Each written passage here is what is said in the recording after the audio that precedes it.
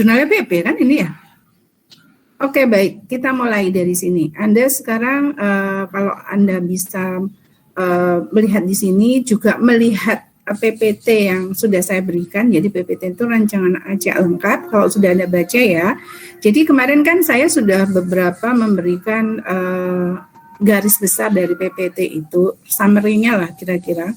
Jadi untuk melakukan proses suatu penelitian itu sebenarnya yang perlu itu adalah tujuan kita itu melakukan apa. Coba kita dilihat ya. Judul itu biasanya itu nomor terakhir untuk tapi tema besarnya adalah di sini adalah pertumbuhan dan hasil produksi. Ini khas banget dari BP gitu ya. Kalau di BP itu mesti ngomongnya tentang pertumbuhan, tentang produksi, tentang hasil gitu ya. Kemudian di sini itu ada beberapa item jamur tiram putih. Sebenarnya kalau jamur tiram putih ini bukan tanaman ya, tapi ini hal yang bisa dimakan gitu ya. Karena kita lihat dulu, ini dari labnya itu Bu Elis, itu labnya Prof Elis ini ada dari fisiologi. Jadi memang kalau fisiologi itu banyak berbicara tentang komposisi kondisi jamur ya. Biasanya itu mereka suka gimana sih jamur ini tumbuh, bagaimana ini caranya. Tapi bukan jamur di HPT. Kalau jamur di HPT itu kan yang merugikan biasanya ya. Atau jamur yang tidak merugikan misalnya untuk pestisida atau insektisida alami. Nah, sekarang kita lihat di sini dulu. Nah, kalau berarti kan ini ada jamur tiram. Jadi yang akan kita hasilkan ini bisa juga sih tanaman ya, tanaman apa gitu ya. Pada media tumbuh jerami padi dan serbuk gergaji. Jadi intinya sebenarnya ini adalah untuk melihat, tujuannya untuk melihat pertumbuhan dan produksi jamur tiram jika medianya itu padi dan serbuk gergaji. Bisa dibayangin semuanya ya?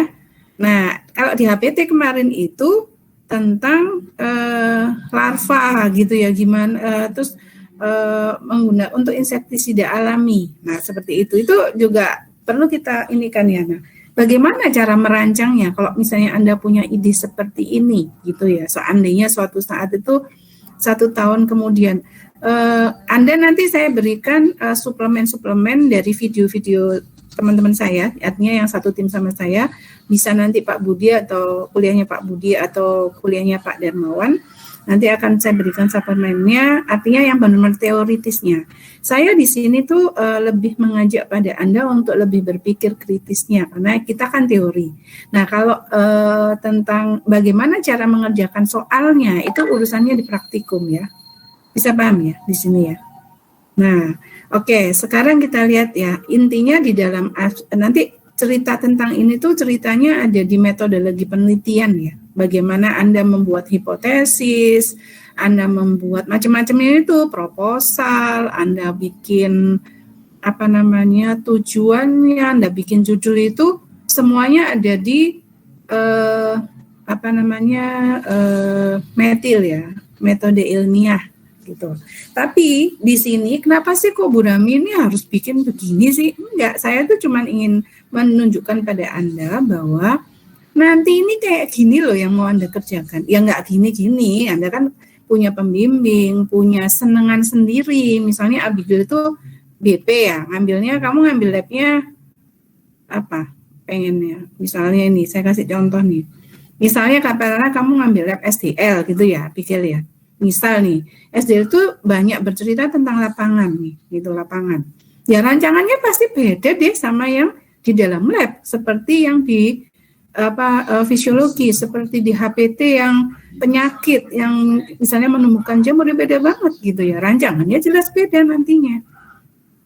Nah, setelah kita tahu di situ ada judulnya, tema besarnya ya. Oh, kayak gitu, jamur tiram itu hidupnya di mana sih gitu ya. Kalau tanaman padi itu kan bisa ditanam di sawah atau di tegalan kan? Berarti kan di lapangan. Nah, ini gimana ya saya melakukan penelitian? Itu kamu harus berpikiran seperti itu. Nah, kalau itu harus di luaran ya nggak mungkin kan?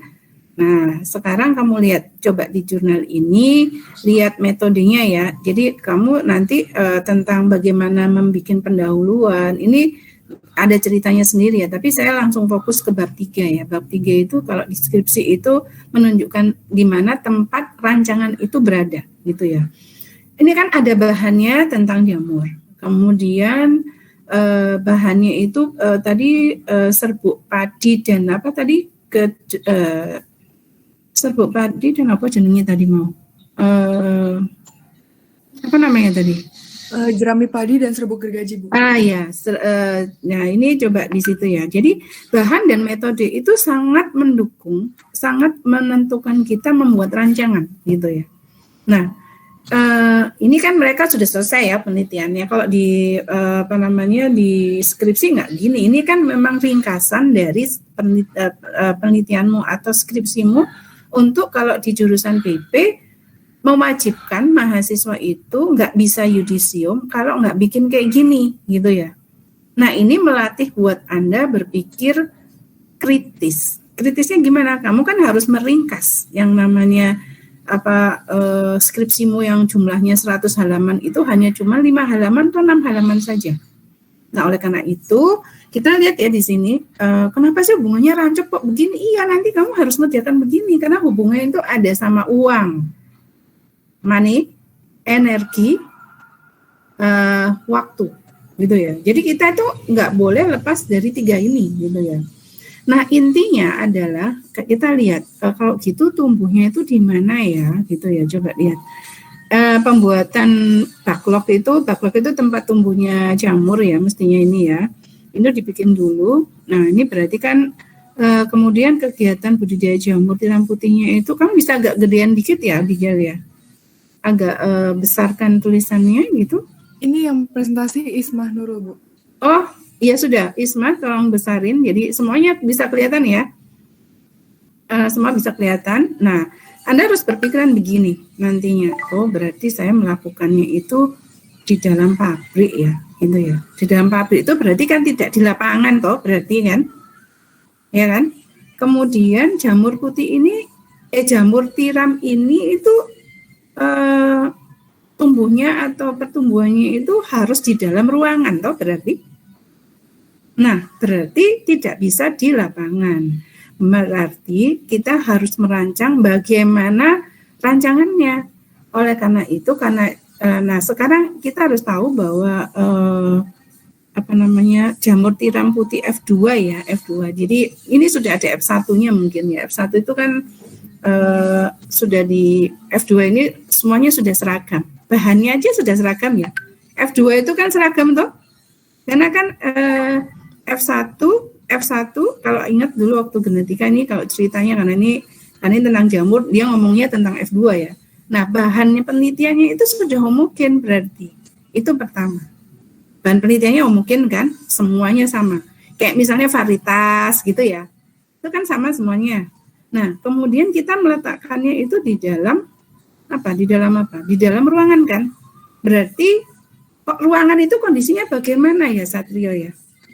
Ruangan bayanganmu kalau kita menemukan jamur itu ruangan itu suhunya gimana? Sama nggak kira-kira? Lembab, Bu. Nah iya, kelembabannya itu sama nggak? Kalau di dalam ruangan? Beda, Bu. Maksudnya? Gimana bedanya? Misalnya kamu itu sekarang, kamu ada di mana posisimu ini sekarang? Di rumah? Di rumah. Suhu ruanganmu sama kelembapanmu ini sama nggak di dalam ruangan? Misalnya kamu itu jamur tiram putih gitu ya, misalnya. Sekelilingmu itu lembab apa enggak? Sama nggak lembabnya? Sama, Bu. Nah, kenapa kok kamu bilang nggak sama di sini? Ini kan sama aja. Bisa dibayangin? Ini kita nggak bisa kita ngukur seluaran itu setiap sudutnya. Tapi kita asumsikan ruangan, kamu itu loh cobaan bayangin, saya ini juga jamur tiram misalnya ya. Saya jamur tiram nih.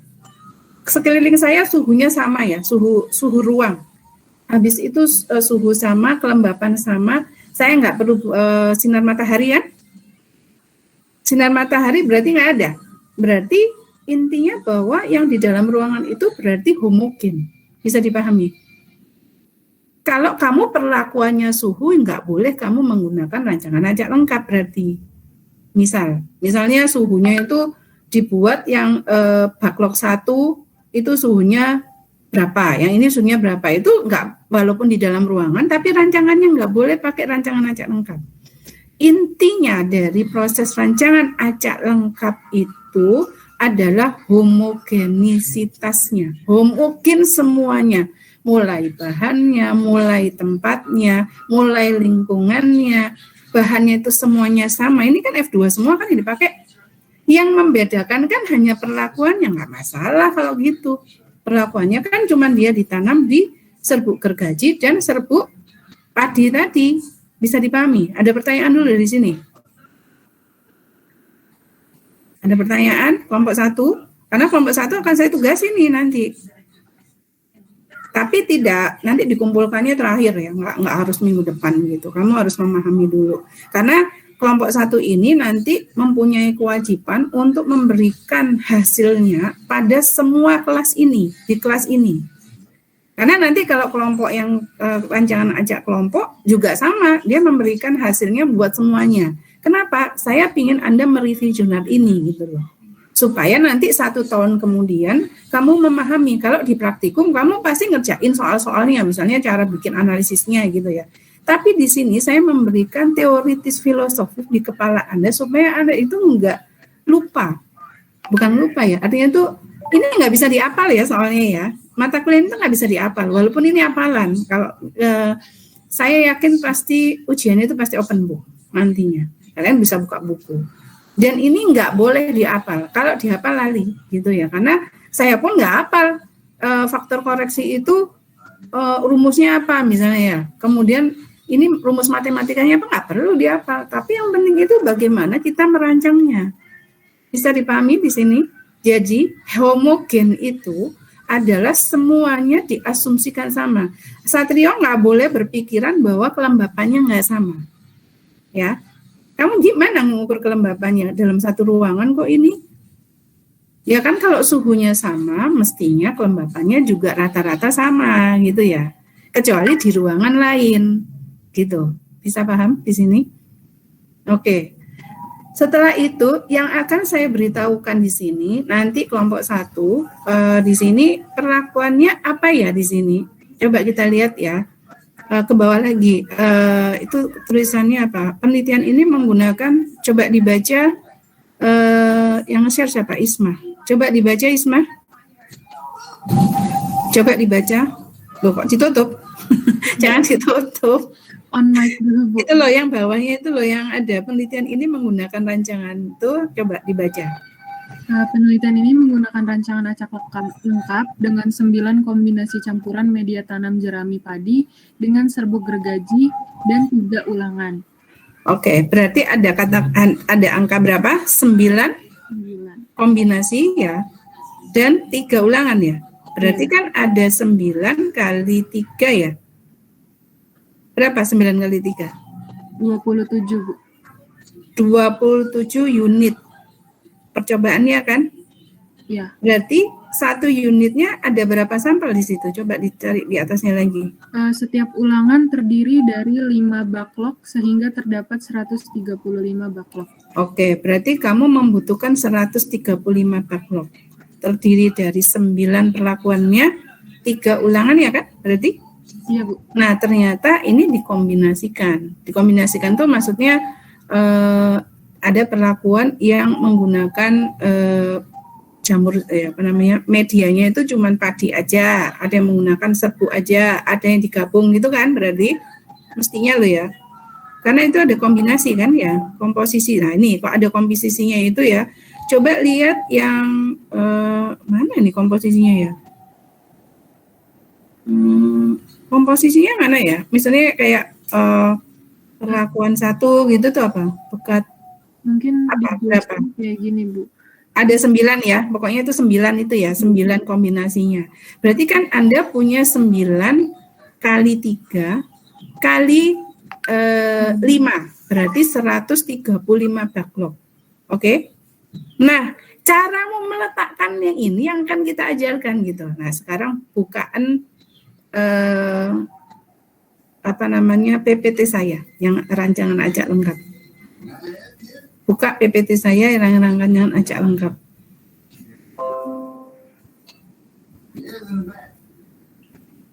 Itu sudah ada suplementalnya ya, berarti nanti yang membuat rancangan acak kelompok juga sama seperti ini, gitu ya, sama seperti ini, sehingga Anda memahami. Perhatian, jadi kalau yang lebih banyak kelompoknya itu jurusan HPT, pilihlah HPT saja, jangan yang lain, gitu loh maksud saya ya, sehingga nanti tahu. Nanti kita gabung yang PP, yang HPT, yang tanah, supaya kalian semua tahu 1 tahun kemudian harus melakukan apa.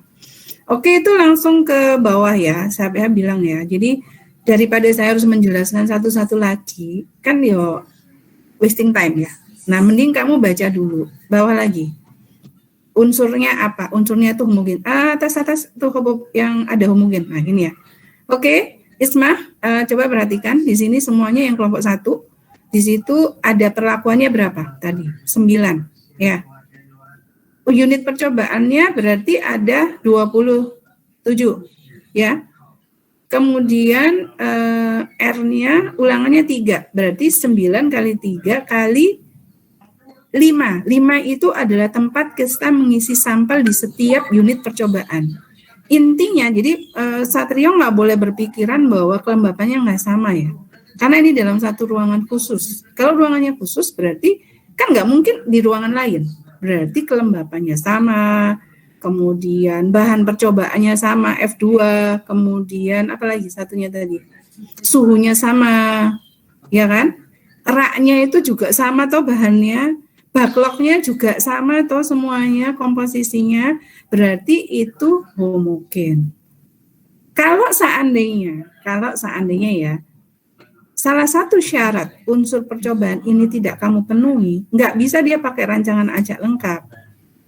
Bisa sih, tapi nanti datamu jelek, gitu ya. Datanya itu kelihatan jelek. Nah, kalau misalnya tadi nggak bisanya itu, kalau dianggap Satrio kelembapannya nggak sama. Padahal ini jamur itu butuh kelembapan. Nah, kalau kelembapannya nggak sama, kamu sama sekali tidak boleh menggunakan rancangan acak lengkap. Karena apa? Karena kita itu mau mengacak semuanya, bukan setiap kelompok yang mempunyai perbedaan kelembapan. Bisa dipahami kelompok 1 dan semuanya. Jadi inti prosesnya adalah unsurnya harus homogen, gitu ya. Terus lanjut lagi Isma. Bawahnya, yang bawah. Nah ini ya, ini kan contoh saya itu. Kamu buat review jurnalmu. Jadi misalnya alasannya kenapa kamu menggunakan rancangan acak lengkap. Nah syaratnya apabila diatur acak itu dia kan harus homogen. Apa yang homogen? Kamu tulis ya di situ ya. Review jurnal itu seperti itu. Bisa paham maksud saya? Jadi tugasnya kelompok 1 harus nanti seperti ini.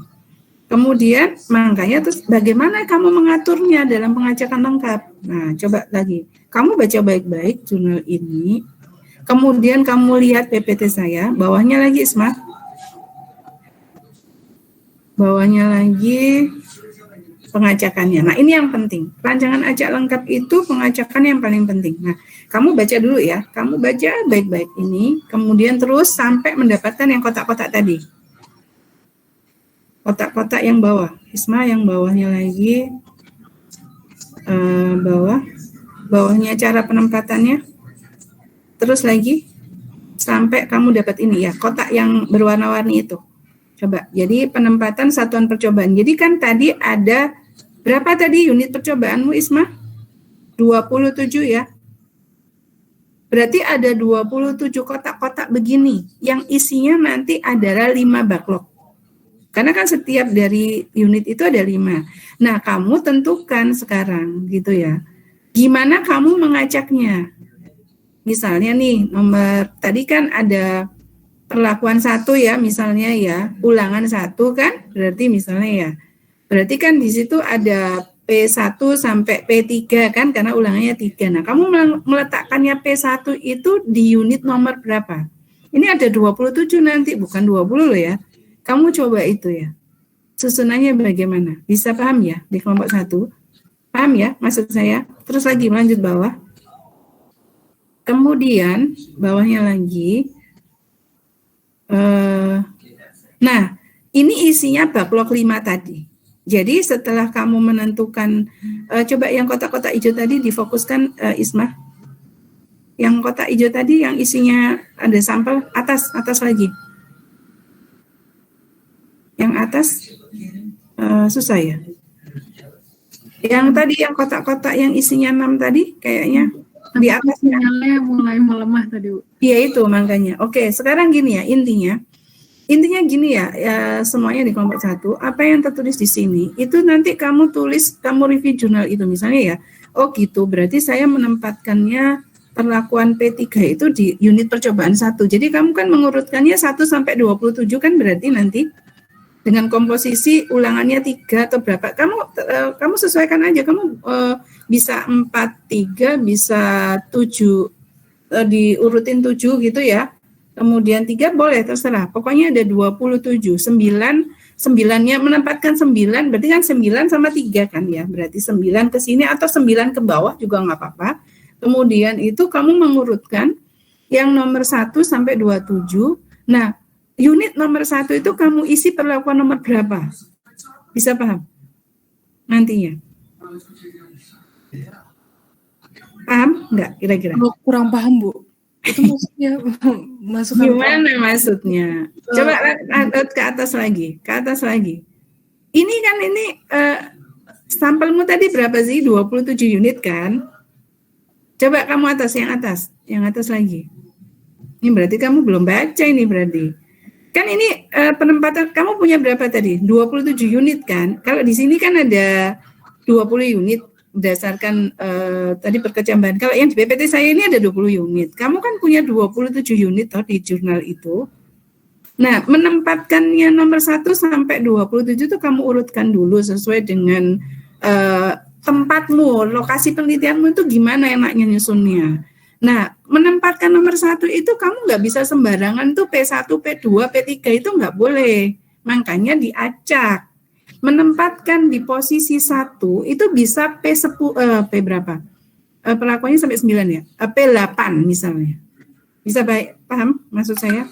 P8 ulangan 1 misalnya. Atau P7 ulangan 3. Nah, itu menempatkannya kita itu harus mengacak. Nggak boleh kita itu mengurutkan dari P1 sampai P9 urut tuh nggak boleh. Justru itu kita itu namanya rancangan acak lengkap. Kita mengacak semuanya. Paham ya maksud saya ya? Paham? Paham, Bu. Terus ke bawah tuh. Ke bawah lagi yang tadi ada hijau-hijau tadi tuh. Yang ada cawan Petri itu kalau di sini ya cawan Petri. Ini kamu backlog kan berarti. Isinya 5 kan. Berarti kan kalau misalnya A4 tuh anggap aja itu P8 ulangan 1 misalnya ya. Kamu isi 5 kan berarti di sini, gitu loh maksud saya. Jadi kamu itu sekarang mendesain rancanganmu di kertas, nanti di lapanganmu itu kamu gak bingung, gitu loh. Paham? Kayak orang arsitek mau bangun rumah itu loh. Kan kamu harus merancang nih, ini ada ruangan ini, ruangan itu. Nah, ini kamu merancang penempatannya itu di lokasi penelitian itu gimana? Karena ini kan di dalam ruangan. Nah, katakanlah backlog itu disusun gitu ya, disusun. Artinya itu disusun, backlog itu kan nggak datar ya. Kalau kamu pernah lihat kalau jamur tiram itu kan susunannya itu pasti backlog itu ditaruh di suatu tempat kotak gitu ya, yang vertikal gitu kan ya. Itu anggap aja semuanya itu sama, mau yang lokasi yang paling bawah sama paling atas tuh, karena kan kalau jamur itu kelembapan dan suhu itu paling penting. Nggak ada masalah ya, nggak masalah mau ditempatkan di atas atau di bawah gitu ya. Sehingga kamu nanti menyusunnya itu bagaimana. Nah, ini kamu tidak boleh sama sekali subjektif. Kamu harus objektif. Objektif apa berarti? Ya memang posisi nomor 1 tadi nggak bisa memang P1 gitu ya, tapi P yang lain. Atau mungkin waktu kamu ngajak memang P1 juga nggak apa-apa gitu loh. Paham di sini? Paham nggak? Kira-kira bisa paham nggak? Masuk nggak? Nah itu yang harus kamu buat gitu loh maksud saya. Nah, kamu panduannya itu ada di PPT saya tadi. Coba yang paling atas tuh, yang agak tadi bagaimana cara mengacaknya. Kamu bikin-bikin itu memang ini kerja kelompok kan, gitu ya. Jadi ya memang, nah ini caranya bikinnya nanti kayak gini nih, gitu ya. Jadi kan ngacaknya gimana? Perlakuannya kan berarti punyamu ada berapa? Ada 9 kan berarti? Disebut, kamu anggap aja karena bukan varietas yang sama, semuanya kan perlakuannya sama, cuman kombinasi, berarti anggap aja P1, P2, P3 sampai P9. Perlakuannya kan 3 ya, berarti kan 9 kali 3 kan. Kemudian kamu urutkan dulu, misalnya P1, P2, P3, P9, terus barang lah, terserah kamu mau ngurutkannya gimana gitu ya. Sampai dari ulangan 1 sampai ulangan ketiga, terus bawahnya lagi. Nah, ke bawah lagi, di bawah Isma. Nah, cara menempatkannya. Nah, ini cara menempatnya kan berarti kamu ada 29, berapa? 7 kali 3 tadi berapa? 9 kali 3, 27 ya? Berarti kamu ngurutinnya itu 1 sampai 27 gitu ya. Kemudian yang angka-angka yang di poin 2 itu terserah aja, kamu mau ngasih angka berapa terserah. Cuman kamu nanti akan menempatkannya, coba yang keempat, langsung keempat aja. Keempat, posisi 4. Nah, bilangan-bilangan itu terus kamu urutkan gitu ya. Kamu tambahkan, kamu urutkan sampai dari mulai yang kecil ke besar atau besar ke kecil, sehingga misalkan berdasarkan poin 4 ya, perlakuan A dari 1 sampai 4 ditempatkan satu percobaan sekian gitu ya. Nah, ini coba nanti ke 6, coba langsung ke 6.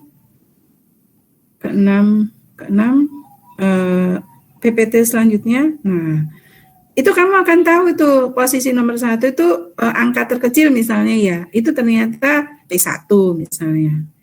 Kamu cuma mengurutkan angka-angka aja, terus kamu cari angka yang paling kecil ke besar atau besar ke kecil. Itu aja, sudah, selesai.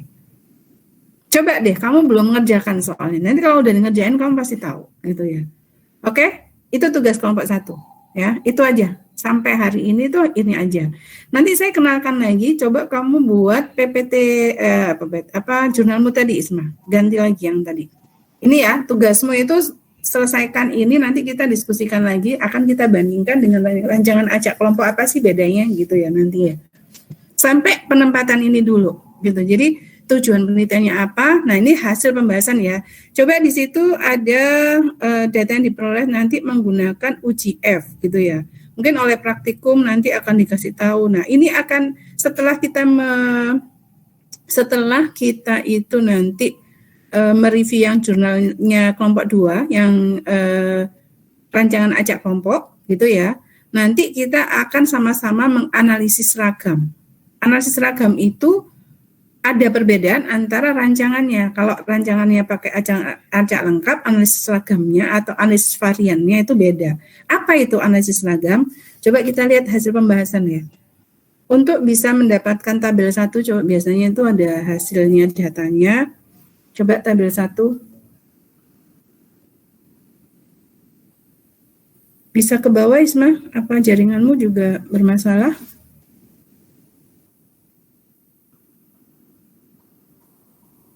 Pak Iso. Oke ya. Ini adalah suatu tabel hasil yang nanti akan kamu yang akan kamu kerjakan setelah kamu mendapatkan data. Jadi kamu nanti kalau sudah menempatkan, itu kan memulai penelitian ya, mau kamu amati apanya sih gitu ya.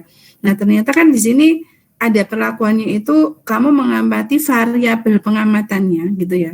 Parameternya sih parameter pertumbuhan gitu ya. Tapi variabel pengamatannya adalah lama penyebaran, kamu mengamati saat muncul badan, rata-rata dan lain sebagainya ini. Di bawah itu ada perlakuannya ya, perlakuannya apa? Misalnya ini di situ kan ada M1 M9 gitu ya. M1 M9. Jadi mungkin miselium ini. Saya nggak tahu ini Pak. Media 1 itu dia singkat M. Nah, di situ kan ada angka ya. Coba lihat semuanya. Posisi 40,74 terus di belakangnya ada C gitu ya. Inilah yang akan kita kerjakan. Ini yang akan dibaca semua orang. Seluruh dunia pun akan bisa membaca datamu ini gitu ya. Misalnya, jadi ini adalah tabel yang dihasilkan dari analysis of variant atau analisis keragaman. Keragaman itu apa? Ya keragaman karena kamu punya data banyak kan ini di sini. Ada lama penyebaran meselium, ada saat. Nah, nanti analisis ragamnya itu memang ada rumus-rumusnya ya setiap kita menghitung. Nah, tugas kita adalah setelah kita menghitung, kita itu akan menempatkan posisi, coba kamu Isma, kamu pointermu kamu arahkan ke huruf dan angka di situ. Misalnya 40,74C. Coba perhatikan semuanya.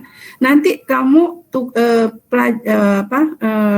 akan diberi pemahaman bagaimana Anda cara meletakkan huruf C di belakang angka yang kamu hasilkan. Misalnya lama penyebaran miselium pada substrat itu kan ini HSI itu apa ya singkatannya ya? Hari setelah inokulasi gitu ya.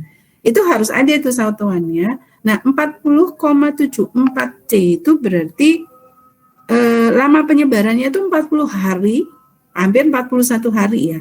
Nah, kamu harus meletakkan nilai C-nya itu adalah analisis seragam. Coba tabelnya ada berapa sih? Coba ada tabel berapa? Bawahnya lagi nggak ada ya? Cuma apa satu tabel aja? Ada berapa tabel? Coba bawahnya lagi. Susah ya? Oke, kalau susah, kalau ini hasil analisis kadar air nggak perlu. Jadi yang atas aja, yang paling penting itu yang tabel 1 tadi. Balik lagi ya tabel 1.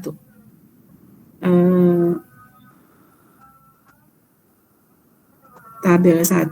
Nah, tabel 1 itu berarti kan di sini ada angka-angka ya, kemudian ada huruf-huruf, kemudian ada, coba kamu pointermu kamu arahkan ke BNT 5%. BNT 5% yang paling kiri. Di bawah perlakuan. Pointermu kamu arahkan ke BNT 5%. Bisa.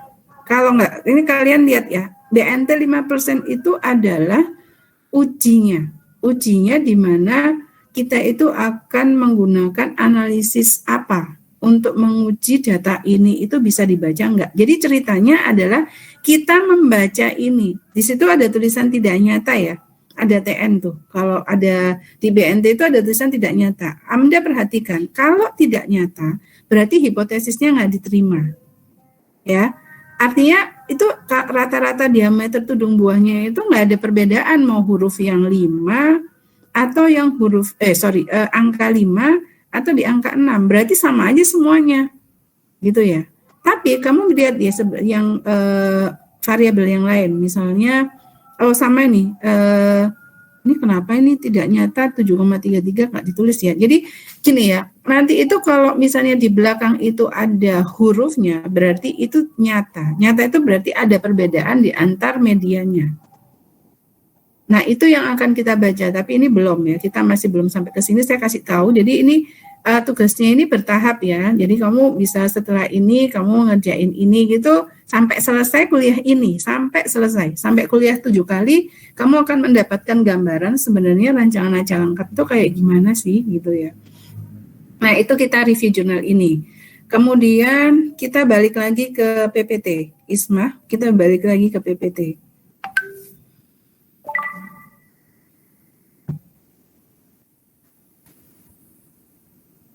Masih belum bisa ya presensinya saya buka. PPT-nya dibalikin lagi yang analisis ragam ya langsung. Nah di bawahnya terus nanti kamu baca PPT juga baca jurnal gitu ya. Nah ini yang saya maksud. Tabel yang kamu di tabel 1 itu sebenarnya adalah hasil analisis ragam. Jadi karena RAL itu maka perlakuan semuanya itu harus serba sama atau homogen. Artinya serba sama itu suhu, kelembapan, bahan dari percobaannya tadi pakai jamur tiram F2, kemudian apalagi itu tempat lokasinya itu di dalam ruangan dan cuma satu ruangan. Nah, itu disebut homogen. Sehingga rumus matematikanya seperti ini. Kalian nggak perlu hafal ini. Sangat nggak perlu lah gitu ya. Bawahnya lagi ke bawah lagi, Isma. Ini definisinya ya. Kemudian kan ini statistik banget ya. Jadi statistik itu adalah alat untuk bagaimana kita menilai. Nah, pengamatannya apa? Pengamatannya bawahnya tadi itu ada tudung akar, ada 5 macam pengamatan itu kamu juga tulis ya di sini pengamatannya apa aja gitu ya nantinya ya. Hasil pengamatan tuh di rata-rata dari 5 backlog tadi. 5 backlog. Ini kan sampelnya 6 nih kalau ini kalau lihat sih contohnya kurang ini ya. Kalau di sini tuh contohnya kurang menunjukkan bagaimana sebenarnya gitu ya. Karena kenyataannya tuh bisa bervariasi. Kan tadi 5 backlog bukan Petri dish loh ya.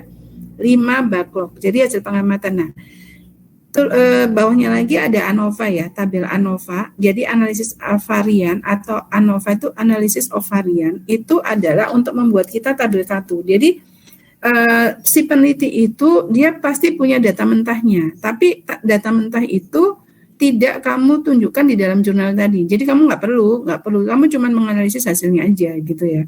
Terus lanjut bawahnya lagi itu ada rumus-rumusnya.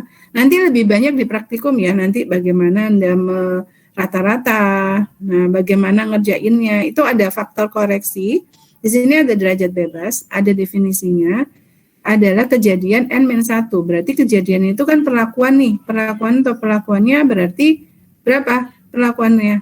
9 kan, 9 kurangi 1 berarti 8, itu derajat bebasnya. Itu adalah digunakan untuk melakukan rata-rata. Kita masuk ke hitungan. Kalau tadi itu penempatannya, bagaimana cara di lokasi itu gimana. Kemudian jumlah kuadrat perlakuan. Jadi hasil penjumlahan dari masing-masing perlakuan dikuadratkan, kemudian dibagi jumlah ulangan. Sampai terusnya itu ada definisinya ya. Faktor koreksi adalah kuadrat dari total semuanya dari data mentah. Kemudian ada JKT atau jumlah kuadrat total, dan ada jumlah kuadrat galat atau JK sisa. Jadi kita definisikan ke bawah lagi sampai kita ketemu tabel ya. Tabel Isma, tabel. Nah ini tabelnya. Tabel ANOVA, dan ini biasanya harus deskripsi itu ada di lampiran.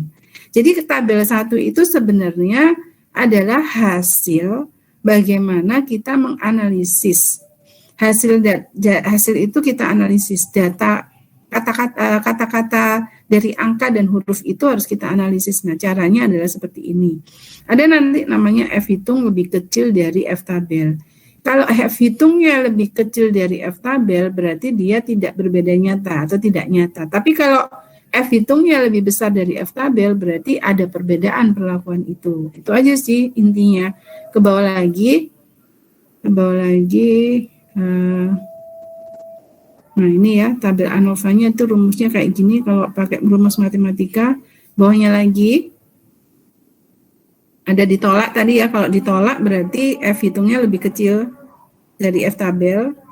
Nah ini ya nah ini ada juga nantinya itu ada taraf BNT tadi ya, ada 5%, ada BNT 1%. Tapi kalau pertanian tuh biasanya data-datanya itu 5%, kesalahannya 5%. Tapi kalau kedokteran gitu ya, kalau obat-obatan tuh bisa nggak boleh 5%. Tapi kesalahannya hanya sampai 0,01%. Nggak boleh ada kesalahan kalau kita memberikan obat pada pasien misalnya ya. Nah kalau tanaman nggak apa-apa, kita ambil taraf 5%-nya gitu ya. Nah ini akan saya jelaskan lebih lanjut. Tapi nggak sekarang, karena itu hubungannya nanti setelah rancangan acak kelompok ya. Lanjut lagi ke bawah. Ke bawah lagi, Isma, ke bawah lagi. Nah, ini interpretasinya ya. Kamu baca aja. Nanti kamu bikin interpretasinya gimana. Pokoknya kesimpulan aja di situ lihat. Kesimpulannya nanti gini. Interpretasi itu ada uji perbandingan berganda. Nah, itu nanti setelah rancangan acak kelompok akan saya jelaskan. Jadi kita nggak perlu mereview ini dulu, tapi ini kita pelan-pelan mereviewnya ya sampai selesai. Sampai kita melakukan interpretasi. Jadi tugasmu itu Abigail dan teman-temannya itu adalah bagaimana cara kamu menempatkannya. Kemudian tuh sebelum masuk ke ANOVA, variabel pengamatan apa saja yang kamu lakukan, apa peneliti itu lakukan ya. Lanjut lagi ke bawah. Nah, khusus untuk koefisien keragaman gitu ya. Ini ada rumus, kemudian yang bawah lagi ada keterangannya, Isma. Ada keterangannya bahwa, nah ini ya, ada tulisan bahwa koefisien keragaman itu paling baik itu berkisar antara 15-20%. Jadi datamu itu kalau misalnya koefisien keragamannya itu 15-20%, itu datamu keren banget, bagus gitu ya. Tapi tidak memungkinkan kalau datamu itu gak sampai 15 atau lebih tinggi dari 20. Gak apa-apa, tapi datamu itu pasti ada sesuatu yang terjadi di dalamnya. Misalnya ada yang mati, kemudian sampelmu itu nggak berkembang gitu ya. Tapi kita biasanya akan coba dulu datamu itu bisa dipakai nggak. Makanya lakukan penelitian sebaik-baiknya agar pertumbuhan itu bisa diamati semuanya. Karena kalau satu variabel aja yang kita nggak bisa dapat semuanya, mati semuanya, ya kita pasti harus mengulang lagi. Misalnya ya, nggak mungkin kan koefisien keragamannya 1, kan nggak mungkin. Nah itu harus mengulang itu. Tapi kita akan coba sebelum kita menghitung lebih jauh, koefisien keragaman itu bagaimana. Nah ini nanti reviewnya sampai beberapa kali ya, Bigel. Jadi nggak besok harus selesai semuanya rancangan acara lengkap, enggak, tapi ini pelan-pelan sampai uji analisis berganda sampai pertemuan keempat gitu ya, khusus untuk rancangan acak lengkap. Minggu depan kita rancangan acak kelompok soalnya ya, kita akan lihat bedanya dulu. Nanti teman-temanmu kalau bisa, saya pengen bisa mereview seperti ini ya, rancangan acak kelompoknya itu kamu tunjukkan dulu jurnalnya, saya pengen tahu. Lanjut lagi ke bawah, ini sudah mau selesai nih. Yang penting itu, ini latihannya bisa nyusul ya, latihannya ini agak mudah banget ini latihannya, nanti ini lebih banyak ke praktikum, Anda boleh ngerjain, boleh enggak, tapi tugas penting saya itu adalah review jurnalmu itu tadi, untuk bisa dimasukkan ke PPT. Ada pertanyaan pada kelompok 1? Latihan ini buat semuanya, ini bisa kamu kerjakan, boleh nggak dikerjakan, boleh, tapi sebaiknya kerjakan, gitu ya. Saya tidak akan memeriksa, tapi kalau kamu mendiskusikan boleh, gitu ya. Tapi tugas penting saya itu adalah jurnal tadi. Jurnal itu kamu bisa buat seperti ini, di PPT ini, tanpa ANOVA, untuk yang kali ini, gitu ya. Nanti kalau sudah ANOVA, baru kamu review yang ANOVA-nya, gitu ya. Bisa dipahami? Kelompok 1 ada pertanyaan? Ini nanti sama loh, sama yang kelompok 2, gitu ya. Ibu, saya izin bertanya. Ya, kan kalau dari data yang di jurnal itu kan ada beberapa, apa Bu ini istilahnya? Ada variabel. Iya, itu per variabel itu satu tabel ANOVA atau secara keseluruhan itu tabel ANOVA. Jadi kamu nanti punya 1, 2, 3, 4, 5, 6. Ada 6 tabel ANOVA. Untuk bisa mendapatkan satu tabel ini, karena ini kan penelitinya kayaknya pengen melihat semuanya ya secara dalam satu pandangan mata. Jadi daripada bikin 6 tabel, lebih baik satu tabel. Tapi sebenarnya ANOVA-nya itu nanti untuk mendapatkan 40,7C ini, itu ada 6 tabel ANOVA berarti. Bisa dipahami semuanya? Tapi kan minggu depan bukan ini dulu, ini masih belum ya, kita masih belum sampai sini gitu ya. Bisa dipahami? Jadi saya tuh pengen nanti ini merupakan portofoliomu yang akan bisa kamu bawa 1 tahun lagi apabila kamu nanti akan melakukan suatu proses penelitian. Agak beda ya sama yang lain, mungkin kalau dosen yang lain tuh PPT-nya aja gitu ya. Kalau saya lebih senang begini karena kamu akan memahami bagaimana konsentrasimu nanti, bagaimana kesenanganmu nanti, bagaimana keakuratanmu dalam melakukan suatu proses rancangan gitu ya. Jadi kamu nggak boleh salah rancangan. Jadi kita harus melakukan apa sih temanya gitu ya. Sekarang kalau nggak ada pertanyaan dari kelompok 1, apa bisa saya Ya, Viva ada apa? Mau tanya apa? Bu, saya izin bertanya boleh? Boleh. Tadi yang di cara penempatan perlakuan-perlakuan yang nomor 4 di PPT, halaman 8. Coba PPT-nya, Isma. Halaman 8 katanya, yang mana itu? Nah, yang ini Bu. Kalau misalnya kan kamu kelompok 1 ya? Kamu kelompok 1? Saya bukan kelompok 1, Bu. Oh ya. Gak apa-apa, Bu. Gak apa-apa. Justru ini yang saya tunggu sebenarnya. Nggak kelompok 1 nggak ada pertanyaan soalnya. Tapi kamu bisa ngerjain loh. Benar-benar soal ini penting gitu ya. Apa ya? Oh ya. yang ini kan misal bisa dapat angkanya dari tabel angka acak kan Bu ya? Ya, tabel acak. Itu kalau misalnya misalnya ya Bu ya, angka yang 7, 16, terus di angka 15 ini ada angka 16-nya lagi, terus penempatan angkanya. Nggak mungkin kalau ada angka 16 lagi. Oh, nggak mungkin ya Bu ya? Kamu belum coba kan? Tadi malam saya udah coba sih Bu, tapi kayak jangan susah-susah, jadi gitu. kamu jangan yang besar-besar angkanya gitu loh. Oh. Jadi kamu nanti sesedikit mungkin supaya kamu ngitungnya nggak terlalu besar gitu ya, gitu kan? Ya. Jadi kalau misalnya di angka tersebut itu misalnya di dalam kolom itu nggak mungkin ada yang sama gitu ya? Nggak mungkin. Jadi kamu kayaknya ada yang mungkin miss 1 gitu ya? Oh iya, mungkin. Iya, kamu coba dulu itu. Bagus juga kamu bukan kelompok. Soalnya yang saya poinkan itu nanti hanya ini. Jadi untuk rancangan acak lengkap dan acak kelompok, kalau yang ortogonal kontras itu agak beda analisisnya, perlakuan penempatannya. Jadi kamu memang harus tahu. Jadi walaupun bukan tugasmu, tapi kalau kamu mau ngerjain juga nggak apa-apa karena itu akan kamu bisa bawa sampai kamu nanti ke penelitian.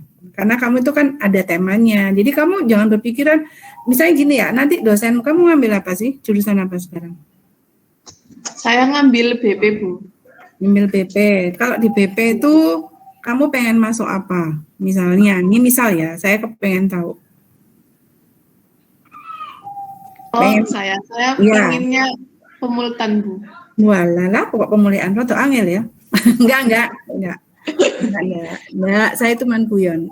Misalnya kamu mau melakukan penelitian kultur jaringan misalnya ya, di lapangan di lab gitu misalnya, atau kamu mau melakukan perkecambahan misalnya, kamu ingin tahu fisiologi perkecambahannya untuk menyeleksi bagaimana.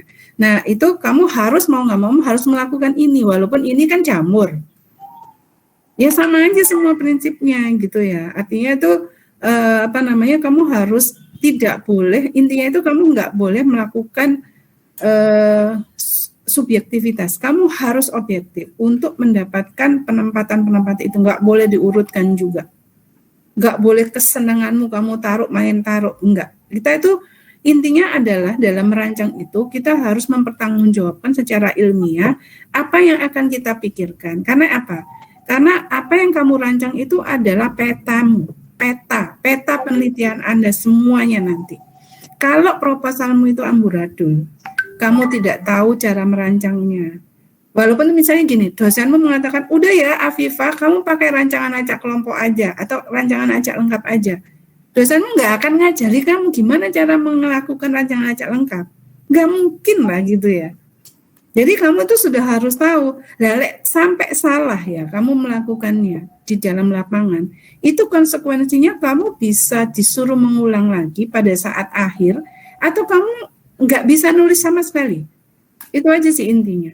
Jadi gunanya proposal itu nantinya itu kalau saya yang paling penting itu bukan soal ujian skripsi, enggak. Buat saya yang paling penting itu adalah ujian proposal. Proposal itu mestinya seorang mahasiswa itu harus mau dibantai. Kenapa?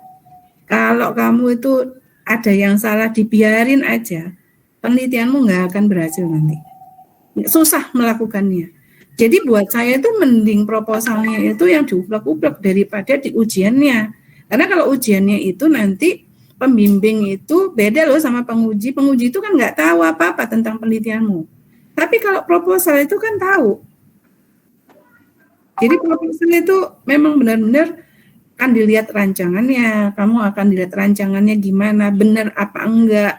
Otomatis tuh kalau yang penelitian unik-unik ya, penelitian unik itu saya bilang itu biasanya yang unik itu HPT ya. Di HPT itu kan ada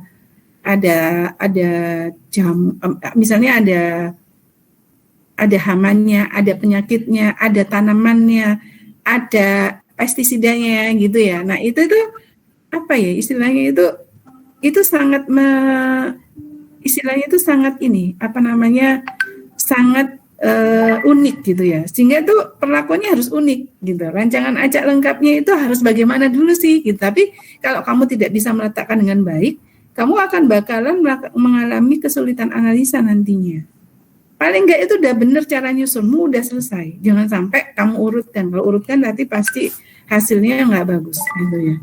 Kelihatan itu soalnya. Anda merancang apa enggak itu kelihatan terakhir itu nanti. Nah kan lebih enak kamu itu dibantainya waktu proposal toh daripada dibantainya itu. Dibantai itu artinya kamu tidak bisa menjawab pada saat ujian akhir. Itu sangat, menurut saya itu jangan sampai. Tapi kamu mending nggak bisa jawab proposal daripada karena kamu kan belum melakukannya, gitu ya. Jadi wajar dong kalau saya nggak tahu, gitu ya. Tapi kalau kamu sudah melakukannya, habis itu kamu sudah nulis datamu terus salah, dikongkon ngulang terus ya opong niku. Kan mending kamu itu di proposal, makanya kamu nggak boleh subjektif, kamu benar-benar harus menulisnya itu dengan baik. Misalnya kamu menggunakan rancangan acak lengkap, seperti saya tadi bilang sama Satrio, kenapa sih kok pemikiranmu itu kelembapannya harus nggak sama, itu dari mana pemikirannya? Nah pikirannya Satrio kan, iya sih kelembapan bisa di mana-mana, tapi kamu harus mengasumsikan, karena kalau kita berbicara dengan rancangan acak lengkap, berarti kalau Satrio tadi bilang kelembapannya nggak sama, berarti itu rancangannya harus kelompok. Gitu loh Afifah, walaupun itu di dalam. Karena kan kelembapannya udah nggak sama, berarti ada satu unsur yang nggak homogen. Kalau nggak homogen, kamu nggak akan pernah bisa menggunakan rancangan ini di dalam penelitian yang jamur ini lah. Buktinya tadi ini sudah selesai penelitiannya menggunakan rancangan acak lengkap, kan gitu ya. Jadi nggak boleh ada kata-kata nggak sama, nggak boleh banget gitu ya. Satria penelitiannya, kamu jurusannya apa? HPT kah? BP, Bu. Oh, BP juga. Ini kayak BP nih ya. Jadi kalau kamu ya Satrio, tadi sekali lagi saya bilang ini harus kamu perhatikan baik-baik. Kelembapan itu adalah salah satu unsur percobaan yang harus ada di dalam rancangan acak lengkap. Tadi seperti dikatakan Afifah, gimana sih ngeletakinnya? Iya karena sudah merancang dia rancangan acak lengkap. Tapi kalau prinsipmu bahwa kelembapan itu nggak sama, kamu harus mengganti rancangan acak lengkap ini menjadi rancangan acak kelompok, di mana inti proses dari rancangan acak kelompok itu heterogen. Paham ya maksud saya? Ada pertanyaan di sini semuanya aja, karena saya nggak mau kalian nggak bisa, soalnya nanti saya dimarahin tuh nanti kalau sampai kalian nggak bisa ngerancang gara-gara misalnya saya udah suruh rancangan acak lengkap tapi kok nggak bisa ya. Nah itu yang disalahin tuh dosennya, nanti saya nih yang kena gitu ya. Bisa dipahami? Ada pertanyaan? Jadi makanya kita pelan-pelan ya sekarang. Nanti kamu ada masanya di praktikum itu mengerjakan banyak soal, banyak macam ragam. Tapi yang penting di sini adalah pemikiranmu dulu. Gitu. Pemikiranmu itu harus seperti itu. Karena kalau di praktikum cuma diajarin bahwa ini kamu heterogen, homogen, gitu ya. Udah itu aja. Tapi kan kamu nggak tahu homogen. Ternyata setelah Satrio baca PPT ini masih juga nggak paham tentang istilah homogen. Buktinya saya tanya, ternyata dia bilang kelembapannya nggak sama, gitu ya. Nggak mungkin banget kan kalau misalnya backlog itu harus nggak sama lembabnya gitu kan. Kalau nggak sama lembabnya jangan pakai rancangan acak lengkap, itu aja sih. Itu aja. Ada lagi pertanyaan sebelum kita akhiri? Oh ya, rancangannya kelompok 2. Maksud saya itu, saya lihat dulu jurnalnya, jangan-jangan salah. Kelompok 2 itu kebanyakan apa? Dari BP juga atau HPT atau tanah? Saya pengen banget yang tanah gitu ya. Ada nggak? Kelompok 2 ada yang dari jurusan tanah atau HPT? Mending kita split ke yang misalnya banyak HPT-nya tapi kita ngambilnya yang tanah atau HPT, setuju nggak? Kalau kayak gitu. Kan lebih enak kan, kita lebih kaya gitu ya. Karena ada prinsip-prinsip unik tadi yang kalau kita nggak penelitian tentang hama itu nggak ngerti, kalau nggak penelitian penyakit kita nggak ngerti gitu loh maksud saya. Kalau BP kan yang penting pertumbuhan sama produksi, tapi kalau yang dipentingkan di jurusan HPT khususnya untuk hama dan penyakit atau pengendalian hayat itu ada yang unik, ada yang beda perlakuannya gitu misalnya. Merancangnya juga beda lagi gitu. Ada nggak? Ini yang kelompok 2? Coba di-share dulu sebentar sebelum kita akhiri. Dari kelompok 2 BP sama HPT, Bu, adanya, Bu. Kamu pilih HPT, setuju nggak yang HPT aja kali ya? Kalau BP kan udah. Gimana? Gimana? Jangan HPT, jangan BP lagi. Kalau bisa yang HPT, jadi teman HPT nanti bisa tahu. Rancangan acak kelompoknya cari yang penelitian